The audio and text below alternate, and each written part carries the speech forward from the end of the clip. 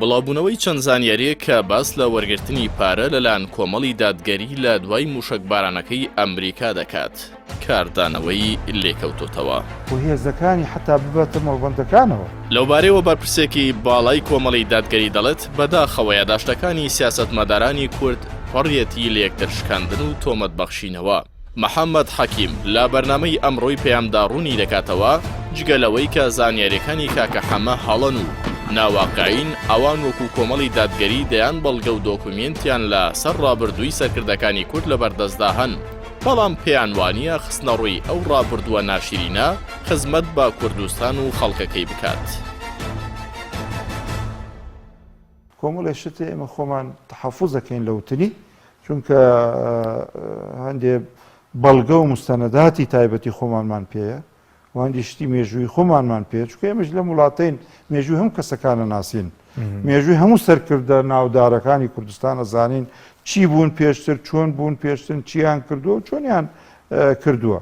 بەداخەوە تۆ کە یادداشتنامەکان کە بیرەوەریەکان خوێنیتەوە این سەرکردەکانی کوردستان چیان نووسیوە نیوەی باسی دزی و جەردەیی و پیاوکوژی و پارە دزین و کاری خراپە و فێڵکردن لە یەک و ئەماکرێ. هەر کەسێک کە بەرامبەرەکانی تۆمەتبارەکە لە بیرەوەرەکانی بۆ خۆی لە بیرەوەریەکێکی کەیە شتی بەرامبەر وتراوە ئەوانەش لەو چوارچێوەیەدا دوو کارکتەری سیاسی کە لە کتێبەکەی سکرتێری حزبی سۆشیالیستدا وەکو شایەت هەڵ ناویان هاتووە زانیاریەکان ڕەت دەکەنەوە، پێیان وایە زانیاریەکان ناڕاستن. حەمیدی حاجیغالی ئەندامی سەرکردایەتی یەشێتی بۆ پەیاموتی ناوی من لەو پرسەدا هاتووە کە بە حساب چوبێتم داوای پارەم لە مامۆستا عەلی باپیر کردبێتەوە، شتی وان نییە.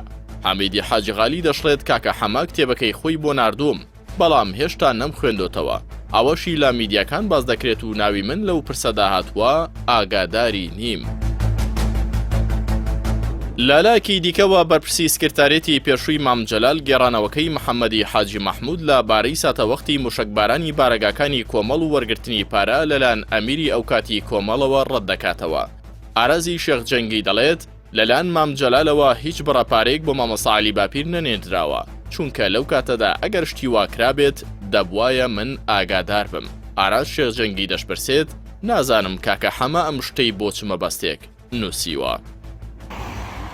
هەر سەبارەت بە یادداشتەکانی سکرتێری حزبی سۆشیالیست دیموکرات یەکێک لە دامەزرێنەرانی کۆمەڵی دادگەری ئێستا و کۆمەڵی ئیسلامی پێشوو نووسیوێتی کاکە حەمەی حاجی مەحموود دوور و درێژترین یادەوەری خۆی لە ناو کورداندا نووسیوەتەوە، بەڵام زۆرێک لە هاوڕێیانی قسەکانیان پێ هەڵە بووە. تۆفیق کەریم دەشڵێت ناوبراو کۆمەڵێک باسوخوا سەبارەت بە کۆمەڵ و مامۆستا عەلی باپیر دەژێڕێتەوە کە هەڵە و پەڵی زۆریان تێدایە، بۆیە ئەگەر وا بێت نەک تەنها ئەو ڕووداوانەی لەسەر کۆمەڵ نووسیونی بەڵکو ئەوانەشی لە بەرگەکانی دیکەی یادداشتەکانیدان دەکەونە ژێر پرسیار و گومانیان لەسەر دروست دەبێت.